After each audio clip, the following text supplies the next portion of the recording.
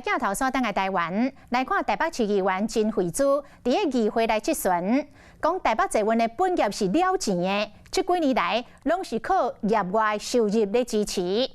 以微型商场来讲，上届趁钱的是南京复兴站，今年的1月到9月都趁大约1000万的租金。那整个商业空间的收入是台北车头这站趁上多。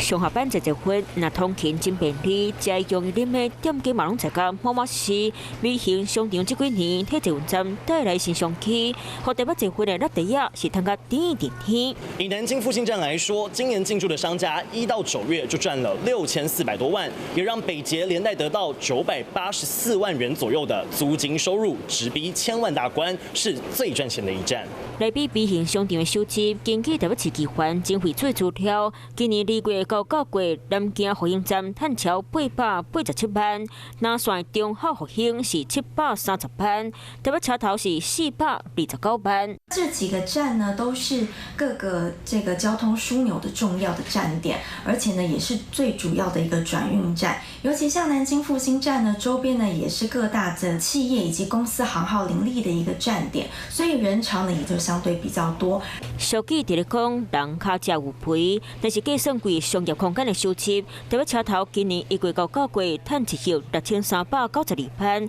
淡水3145万排第二，比中山市政府中孝复兴趁更较济。那台北车头唔那商业空间，车站的广告嘛趁个优细细，趁142882。那台北结婚进前杀出来早顿生活节2点停，是刚刚出站比趁上车，拢总2万多。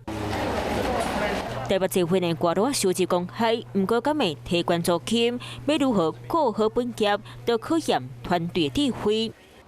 Hello， 我是张新文，想要抢先掌握最及时的新闻资讯吗？赶快订阅、按赞、开启小铃铛，锁定华视新闻 YouTube 频道。